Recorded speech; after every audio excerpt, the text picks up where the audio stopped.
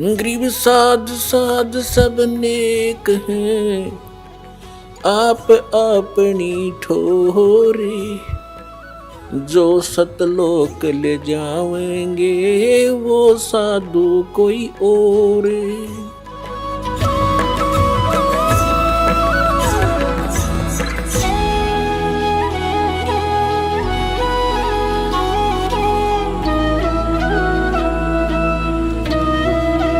अब जो प्रश्न चल रहा है, जिन महापुरुषों ने परमात्मा को देखा, उन्होंने बताया कि वो भगवान ऊपर रहता है, ऊपर, और वहां से चल कर आता है, हमें मिला, उसको मिला, ऐसे मिला, सारे प्रमाण है हमारे पास। अब वेद क्या बताते हैं उस परमात्मा के बारे में, वो क्या लीला करता है? यदि वेदों में भी वही प्रमाण मिल जाता है जो उन महापुरुषों को मिला जिन्होंने बताया कि मुझे भगवान मिले परमात्मा और सचखंड लेकर गए, मुझे वापस छोड़ा, वो है परम अक्षर ब्रह्म, वो कंप्लीट गॉड है। और उसी वैसी ही लीला वेद बताते हैं, तो आप अपने आप समझ में आ जाना चाहिए। अग्रम अग्रम खत्म हो जानी चाहिए प्राणी की, और बिल्कुल हो जाएगी। और कहते हैं आँखों देख कर भी जो नहीं मानता, जान बूझ साची तजय और करे झूठ तने, ताकि संगत है प्रभु स्वप्न में बिना दी। इसे नालायक आदमी तो कहते स्वप्ने में भी नहीं मिला। जो आँखों प्रमाण देख कर फिर बकवास करता है, झूठ बोलता है, रामपाल ये करता है, कहाँ लिखा दिखाने लग रहा है, मैं सारे सदग्रंथ प्रमाणित कर रहा हूँ, सामने दिखा रहा हूँ, फिर भी कहता है, झूठ बोलता है, तो वो स्वार्थी और काल का पक्का दूत है। उस व्यक्ति का मुंह नहीं लागना चाहिए, उसकी बात नहीं सुननी चाहिए अपना सफल होने के लिए। आप जी को इतना स्पष्ट हुआ कि परमात्मा जब शिशु रूप धारण करके आता है दूसरी सतिथि में, 3 प्रकार से हमारा धारण पोषण करता है, हमारा कल्याण करने के लिए 3 प्रकार के शरीर में वो लीला करता है। एक तो सतलोक में रहता है, वहाँ तो बहुत तेजों में शरीर है, वहाँ से हल्का तेजपन रूप बना करके, और दूसरे सतिथि में एक शिशु रूप धारण करके प्रत्येक युग में परमात्मा मिलते हैं, आते हैं, ऐसा लीला करते हैं। उनकी यही लीला, परवरिश की लीला कुंवारी गांव से ही होती है। और तीसरी सतिथि में वो महात्मा साधु संत का रूप बना के कभी भी कहीं प्रकट हो जाते हैं और अपनी अच्छी आत्माओं को मिलते हैं, उनको ज्ञान समझाते हैं। उनके विषय में आपको बहुत बार बताया है कि किन किन महापुरुषों को वो मिले हैं, और उन्होंने फिर बताया कि हमको परमात्मा मिले अनंत कोट ब्रह्मांड का एक रति निभार, और सतगुरु पुरुष, पुरुष माने परमात्मा, भगवान, कंप्लीट गॉड, कबीर हैं, कुल के सृजनहार। अब वेद क्या बताते हैं परमात्मा की महिमा, क्योंकि परमेश्वर ने कहा कि वेद मेरा भेद है, मैं ना मिलूँ वेदन के माही, और जौन वेद से मैं मिलूँ वो वेद जानते नहीं, कि वेद मेरा भेद है, मेरी महिमा का गुणगान करता है वेद। लेकिन वेदों में वर्णित विधि से मैं मिल नहीं सकता, मेरी महिमा तो कंप्लीट है। लेकिन जिस वेद से, वेद माने ज्ञान से, तत्व ज्ञान से मैं मिलूँ, वो ये चारों वेद जानते नहीं, इनमें वो ज्ञान नहीं है। उसका ज्ञान स्वयं ही परमात्मा ने आके बताया। अरे विश्वदास को भेज रखा है, लाभ उठाओ प्राणियों। ये देखो, अब आपको ऋग्वेद दिखाते हैं। ये है ऋग्वेद। ये कहाँ से प्रकाशित है? सर्वदेशी कार्य प्रतिनिधि सभा, महर्षि दान भवन, रामलीला मैदान, नई दिल्ली से। ये कौन इसके भाषा? आर्य भाषा भाषे, ये मुद्रक है। कमाल की बात है कि जो व्यक्ति परमात्मा को निराकार बताते हैं कि वेदों में निराकार लिखा, वो अनुवाद कर रहे हैं। कैसी अद्भुत लीला उस परम पिता की पुण्यात्माओं आप पर रहम कर रखा है। यदि इन वेदों में ये ना लिख रखा होता, अनुवाद नहीं कर रखा होता इन्हीं के द्वारा, तो ये कभी भी आपको ऊपर नहीं आने देते कि रामपाल दास साची कह रहा है। लेकिन वो तो अन्य प्रमाण बहुत से देता दास, और भगवान जो लीला करता वो करके दिखाते, प्रमाणित हो जाता। लेकिन और ज़्यादा समय लग जाता, ये भ्रमित करने वालों का दाव लगा रहता। अब इनका दाव कति समाप्त हो गया। इन्होंने अपने कर कमल से अनुवाद कर रखा। अनुवाद सही है, उनकी सोच गलत है, उनका अनुभव गलत है। महर्षि दानंद ने सत्यार्थ प्रकाश नामक एक पुस्तक का निर्माण किया है, रचना की है। उसमें उन्होंने स्पष्ट लिखा है कि मैंने इस पुस्तक का निर्माण वेदोनुसार किया है, वेदों के प्रमाणों को हल्का सरल करके लिखा है। और उसमें स्पष्ट है कि वेदों के विपरीत ज्ञान है सारा। महर्षि दानंद और उसके सारे चेले परमात्मा को निराकार बताते हैं, उसका कोई स्थान नहीं है, वो एक देशीय नहीं है, एक स्थान पर नहीं रहता। और देख वेद क्या बताते हैं, वो एक देशीय है, भवनों के सब लोकों के ऊपर के स्थान पर रहता है।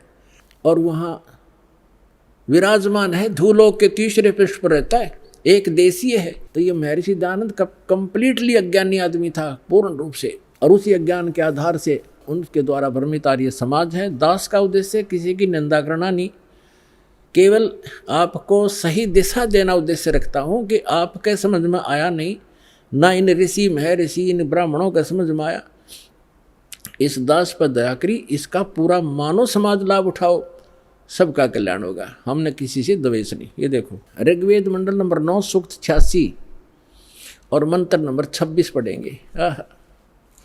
इसमें लिखा है कि यज्ञ करने वाले यजमानों के लिए परमात्मा, यज्ञ माने धार्मिक अनुष्ठान, करने वाले यजमान माने भक्त, साधना करने वाले साधकों के लिए परमात्मा, सब रास्तों को सुगम करता हुआ उनके विघ्नों यानी संकटों को मर्दन करता है, नष्ट करता है, उनको पवित्र करता हुआ और अपने रूप को सरल करता हुआ। क्योंकि सतलोक में परमात्मा का रूप आपको बताया दास ने कि बहुत तेजों में है। अगर वो एज इट इज आ जावे यहाँ पर उसी तेजो युक्त शरीर से, जिसके एक रोमकूप में करोड़ सूर्य करोड़ चंद्रमा मिला दे, इतनी रोशनी तो हमारी चरम दृष्टि नहीं दे सकती। हम तो एक सूर्य को नहीं देख सकते, और वो तो करोड़ों सूर्य एक रोमकूप में इतना प्रकाश इतनी चंद्रमा मिला दे। तो इसलिए परमात्मा अपने रूप को सरल करके आते हैं। जैसे एक कक्ष में कमरे में 1000 वाट का ट्यूब है, 500 की है, 100 की है और एक 0 की भी है या 10 वोल्टेज की है, सब बंद करके एक 10 वाट की चालू कर दी या 5 वाट की, तो जितना आवश्यक प्रकाश उससे है वो हो गया, बाकी वो है विद्यमान लेकिन वो प्रकाश ऑफ कर लिया। ऐसे वो परमात्मा का जो शरीर है इतना नूरी है, उसको कम करने के लिए वो अपने उस ऐसे स्विच ऑफ करके ओनली सिंपल सा प्रकाश युक्त शरीर यहाँ रख लेते। तो उसका प्रमाण यहाँ देखिएगा, ये पढ़ रहे हैं ऋग्वेद मंडल नंबर 9 सूक्त 86 मंत्र 26 पढ़ रहे हैं, 86 का 26। अपने रूप को सरल करता हुआ, अपने रूप को शरीर, अपने रूप को सकल को सरल करता हुआ वह कांति में परमात्मा। ये देखो इन्होंने यहाँ गड़बड़ी कर दी। ये देखो यह है कबीर, हम कबीर बोले हैं, बै बोल रहा हम कबीर, वेदों को वेद बोलते हैं, तो यहाँ कबीर हम यो कबीर लिखा कबीर। इस रे को इन्होंने संधि छेद करके अपसर्ग लगा दिया, अपसर्ग लगा के इसका अर्थ कर दिया, कवि का अर्थ कर दिया सर्वज्ञ। कवि कोई सर्वज्ञ नहीं होता, ना आज तक होया है, परमात्मा ही सर्वज्ञ होता है। यहाँ अर्थ नहीं करना चाहिए था, अर्थ करके अनर्थ किया इन्होंने। यदि कहीं किसी काव्यकार की महिमा वर्णित हो और वहाँ कवि शब्द हो तो वहाँ अर्थ किया जा सकता, काव्यकार कर दे, सर्वज्ञ वहाँ भी नहीं किया जा सकता। तो यहाँ कबीर देव लिखना था। आपको प्रमाण दिखाते हैं, जैसे ये एक पुस्तक है यजुर्वेद, इस पर ऊपर रे लगा हुआ है। अब इसी में प्रमाण दिखाते हैं आपको। ये देखिएगा, ये यजुर्वेद है, ये महर्षि दयानंद द्वारा ही इसका अनुवाद है। ये प्रकाशक सार्वदेशी कार्य प्रतिनिधि सभा 2/5 महर्षि दयानंद मैदान नई दिल्ली से, और ये महर्षि दयानंद द्वारा इसका अनुवाद है, और ये यहाँ से छपा है। इसके हम आपको ले चलते हैं 36वें अध्याय के, यह 60-30 अध्याय यानी 36वां अध्याय 36, 60-30, 36, 36, 36, और यहाँ आगे हम ये यजुर्वेद है, और यहाँ देखिएगा इसका प्रथम मंत्र है। इसमें लिखा है कि रचम वाचम प्रपदे मनो यजु प्रपदे, ये यजु शब्द है, इसका 2 अपसर्ग लगा रखे। अब इसका अनुवाद महर्षि दयानंद जी ने यहाँ कर रखा है, देखिएगा इसमें यजु, ये यजु शब्द है, इसका अर्थ यजुर्वेद लिख दिया, बिल्कुल सही। अगर इसका अर्थ कर देता तो ये महिमा यजुर्वेद की थी, और यहाँ यजुर्वेद लिखना पड़ा, ये रे ला के हमको यजुर्वेद बोलना, यजुर्वेद, तो यहाँ रे इसने यजुर्वेद लिखा, बिल्कुल सही लिखा। अगर यहाँ अर्थ कर देते तो महिमा यजुर्वेद की थी, तो कैसे समझते कि किसकी महिमा, ये अनर्थ हो जाता। इसी प्रकार यहाँ इन अनुवादकर्ताओं ने कबीर का अर्थ लिखना था कबीर देव। यहाँ कवि का अर्थ जैसे अपसर्ग भी लगे हैं तो इसको लिखना था कबीर देव है उस परमात्मा का, वो कबीर देव। कबीर देव माने साहब परमात्मा, कबीर हम कबीर बोले, कबीर देव लिख देती है, देव माने परमेश्वर और कबीर माने कबीर। हम कबीर साहब कहने लगे अपनी लोकल भाषा में, हम वह को वह बोलते हैं। और कबीर कबीर, कबीर देव, कबीर साहब, कबीर भगवान, कबीर अल्लाह, अल्लाहू अकबर। वेदों में उसको कबीर देव, अपनी मातृभाषा में वैसे लोकल लैंग्वेज में कबीर साहब, और कुरान शरीफ के अंदर उसको अल्लाहू अकबर यानी अल्लाह कबीर कहा है। ये है वही जो काशी में धानक रूप में रहा था। ये उन महापुरुषों ने प्रमाणित भी कर दिया कि हम सुल्तानी नानक तारे दादू को उपदेश दिया, जात जुलाहा भेद नहीं पाया, काशी माए कबीर हुआ। अनंत कोट ब्रह्मांड का एक रति निभार, और सतगुरु पुरुष कबीर हैं ये कुल के सिरजनहार। हमने फिर से ऋग्वेद ले लिया, यजुर्वेद रख दिया, क्योंकि अब हम इसको प्रमाणित कर रहे थे। ऋग्वेद मंडल नंबर 9 सूक्त 86 के मंत्र 26 को हम पढ़ रहे हैं। यहाँ आगे थे कि यज्ञ करने वाले यजमानों के लिए परमात्मा, यज्ञ माने धार्मिक अनुष्ठान, यानी साधना करने वाले साधकों के लिए परमात्मा, सीधा सार्थ बन जाता है। सब रास्तों को सुगम करता हुआ, यानी उनके विघ्नों को संकटों को मर्दन करता है, उनको पवित्र करता हुआ और अपने रूप को सरल करता हुआ, वह कांति में परमात्मा कबीर देव लिखना था यहाँ पर, कबीर देव। विद्युत के समान क्रीड़ा करता हुआ, जैसे बिजली आती है बड़े स्पीड से, वर्णीय पुरुष को प्राप्त होता है। वर्णीय माने अच्छी आत्मा को मिलता है। यहाँ देखो 27 में क्या कहा, वो कहाँ रहता है वो परमात्मा, जो परमात्मा ध्रुव लोक के यानी तेजो में लोक के तीसरे पृष्ठ पर रहता है, तीसरे पृष्ठ पर विराजमान है। अब यहाँ दो कंसेप्ट तो कति क्लियर हो गए। वो परमात्मा ऊपर के लोक में रहता है, ध्रुव लोक के यानी तेजो में लोक के भी तीसरे स्थान पर। वहाँ 3 पार्ट है सतलोक के, ऊपर के जितने लोक हैं उनको 3 विभागों में बांटा हुआ है। तो उनके सबसे ऊपर के लोक में बैठा हो परमात्मा। और वहाँ से अब आगे दिखाते हैं, बिजली जैसी गति से आता है, जैसे बिजली 1 सेकंड में पहुँच जाती है, और अच्छी आत्माओं को मिलता है और वो वहाँ ऊपर रहता है। और अब देखो ऋग्वेद मंडल नंबर 9 सूक्त 82 का मंत्र 1 दिखाते हैं, 1 और 2 आपको स्पष्ट कर देगा। ये देखिएगा, ऋग्वेद मंडल नंबर 9 सूक्त 82 और मंत्र नंबर इसका यहाँ 82 यहाँ से शुरू होता है, इसका मंत्र 1 है ये रहा।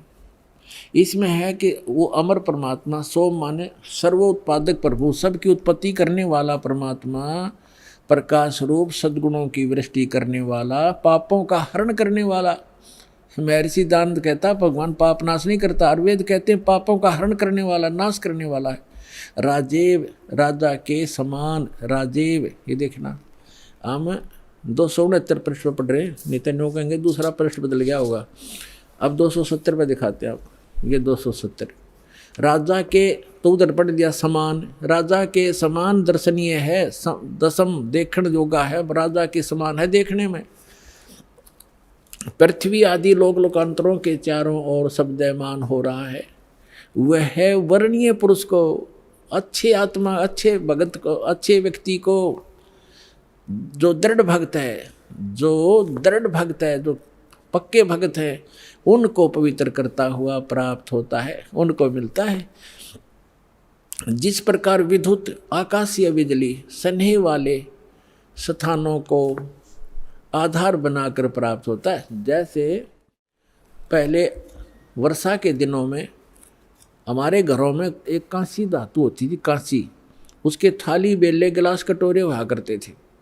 और हमारी दादी जी कहा करती थी हमारी माताओं से, चाची ताइयों से, कि बाहर जो थाली रखी होती, बेले रखे होते कांसी के, कहा करती इनको अंदर रखो, क्योंकि कांसी की धातु पर, थाली पर बिजली गिर जाती है आकाश की, क्योंकि उसका अट्रैक्शन होता है। तो यहाँ यही कहा है, वेद बता रहे हैं कि वो परमात्मा अपनी उन पुण्य आत्माओं को ऐसे आधार बनाकर प्राप्त होता है, उसका अट्रैक्शन होता है उन अच्छी आत्माओं दृढ़ भक्तों में, जिस प्रकार आकाशीय बिजली धातु विशेष पर अट्रैक्ट होकर उसी पर आधार बनाकर आती है। बता के कसर छोड़ दी, क्या कमी छोड़ दी वेद ने बताने में। अब आगे देखो, ऋग्वेद मंडल नंबर 9 सूक्त 82 का मंत्र नंबर 1 आपने पढ़ लिया। अब दो में क्या बताया है, किस लिए आता है वो। हे परमात्मन, उपदेश करने की इच्छा से आप, ओहो, यानी ज्ञान देने के लिए, यथार्थ ज्ञान देने की इच्छा से आप महापुरुषों को प्राप्त होते हैं। हो गया स्पष्ट कि जैसे आकाशीय बिजली आती है गतिशील होकर के यहाँ आते हैं। और देखो ऋग्वेद मंडल नंबर 9 सूक्त 82 का मंत्र नंबर 3 में क्या कहा है, पवित्र यज्ञों में रक्षा से आप प्राप्त होते हैं, पृथ्वी आदि लोकांतरों में गति करते हुए, सर्वव्यापक नहीं, आप है गति करते हुए, ये गलत लिखा है, इन्हें अपनी सोच थोड़ी अड़ाई है। आप माने आप स्वयं गतिशील होकर विराजमान होते हैं। है आप स्वयं गतिशील होकर वहाँ से चल कर आते हो, ऊपर धूलोक के तीसरे पृष्ठ में रहते हैं, वहाँ से गतिशील होकर के आप हमारे यहाँ पर आते हो, अच्छी आत्माओं को मिलते हो। अब और ऋग्वेद मंडल नंबर 9 और सूक्त नंबर 54 का मंत्र नंबर 3 दिखाते हैं, देखिएगा। ऋग्वेद मंडल नंबर 9 सूक्त 54 का और मंत्र नंबर 3 है। इसमें लिखा है कि सूर्य के समान जगत प्रेरक वह यह परमात्मा सोम स्वभाव वाला और जगत प्रकाशक है, और सब लोकों को पवित्र करता हुआ भुवनो ऊपरी तिष्ठति, भुवनो ऊपरी तिष्ठति, संपूर्ण ब्रह्मांडों के ऊर्ध्व भाग, ऊपर के भाग में भी नहीं, वहाँ वर्तमान है, वहाँ रहता है, भी तो इसका आता ही नहीं, वहाँ रहता है। अपने आत्माओं ऋग्वेद मंडल नंबर 9 सूक्त 20 और मंत्र नंबर 1 में क्या बताया है। ऋग्वेद मंडल नंबर 9 सूक्त 20 मंत्र 1 में, यो 20 मंत्र 1 में वह परमात्मा, यहाँ लिखना कबीर देव, ये कवि नहीं, ये कबीर देव, ये ऊपर लिखा कबीर देव, इस रे को इन्होंने यहाँ कबीर लिखना था, कबीर देव, वो कबीर परमेश्वर मेधावी, यहाँ लिखना था कबीर परमेश्वर है, वह परमात्मा कबीर देव है। कबीर परमात्मा वह कबीर देव है जो सबका रक्षक है, विद्वानों की तृप्ति के लिए ज्ञान को देता है। विद्वान यानी वही आकर के वो ऐसा ज्ञान देता जिससे बुद्धिमान लोग तृप्त होते हैं, संतुष्ट होते हैं, और सहनशील है, संपूर्ण दुष्टों को संग्रामों में यानी ज्ञान के युद्ध में तिरस्कृत करता है, सबको पराजित कर देता है अपने तत्व ज्ञान से। अब आज इतना ही इन सद्ग्रंथों से हमने लेना था।